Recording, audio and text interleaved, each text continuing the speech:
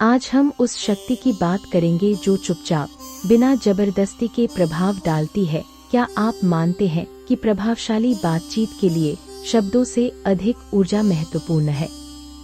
बिल्कुल, आपका सही कहना है कि जब हमारे विचार, भावना और आत्मा के बीच सामंजस्य होता है तो हमारी उपस्थिति खुद ब खुद आकर्षक हो जाती है।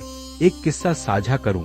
एक बार मैंने एक व्यक्ति को देखा जो भीड़ में कुछ कहे बिना ही अपनी शक्ति का एहसास करवा रहा था।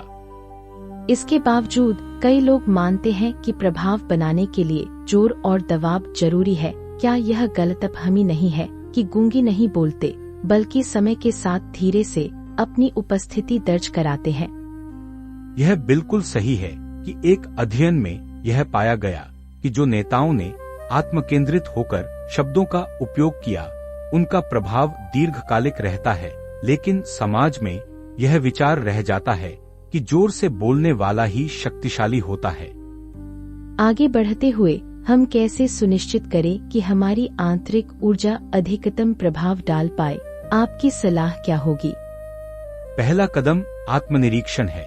हर बातचीत के पहले कुछ पलों का उपयोग अपने भीतर के विचारों और भावनाओं को समायोजित करने में करना चाहिए। भविष्य में मैं देखता हूं कि यह प्रक्रिया सामूहिक संचार के प्रशिक्षकों द्वारा अपनाई जाएगी।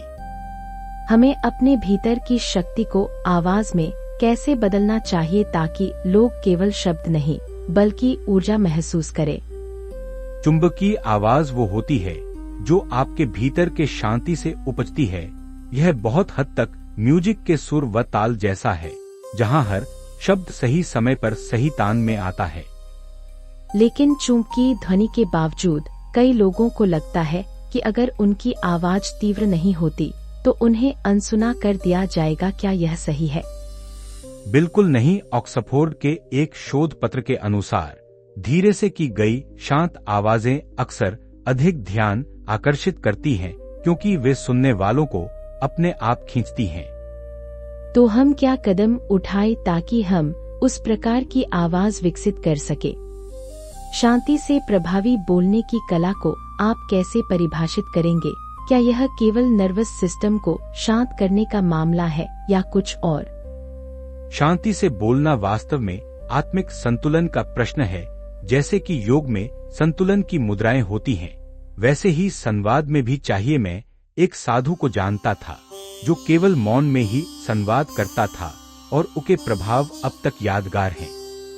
कई बार लोग सोचते हैं कि अच्छे वक्ता को उत्साह से बोलना चाहिए। क्या आप इसे किसी चुनौती के रूप में देखते हैं? हाँ, मैं इसे चुनौती मानता हूँ, इसलिए कि पॉलीकार्बोनेट रिकॉर्डिंग की ध्वनियों से पता चलता है कि जो लोग उत्साह में बोलते हैं उनके उद्गार सुनने वालों के दिमाग में गहराई से अंकित नहीं होते हैं। सांसों को गिनने पर केंद्रित होकर खुद को शांत कर लेना अत्यंत महत्वपूर्ण है। इसके अलावा थाई ची और ध्यान ऐसे अभ्यास हैं जो इस संरेखण में सहायक हो सकते हैं। भविष्य में इसे स्कूली पाठ्यक्रम में भी शामिल किया जा सकता है। आत्मा से बोलने का मतलब क्या है? हम इसे कैसे अनुभव कर सकते हैं? आत्मा से बोलना मॉनिटरिंग में निहित सत्य की भाषा बोलने जैसा है, जहां विचारों का उन्मुक्त प्रवाह होता है। मुझे याद है, एक गुरुकुल का विद्यार्थी बिना शब्दों के भाव व्यक्त कर रहा था। कुछ लोगों का मानना है कि आत्मा की भाषा केवल आध्यात्मिक साधकों के बीच मान्य है। क्या यह आपकी राय में सीमित दृष्टिकोण है? यह धारणाएं अत्यधिक सीमित हैं, क्योंकि एक रिपोर्ट के मुताबिक नई पीढ़ी के युवा ध्यान के माध्यम से अपनी आंतरिक चेतना को बढ़ा रहे हैं और समाज के हर वर्ग में आत्मिक संचार हो रहा है। तो इस आध्यात्मिक संचार को साधारण जीवन में शामिल करने के लिए सुझाव क्या देंगे? ध्यान और मानसिक स्वच्छता का दैनिक अभ्यास एक ठोस कदम हो सकता है। आगे चलकर हम देख सकते हैं कि यह व्यक्तित्व विकास के केंद्रों का मुख्य हिस्सा बन सकता है।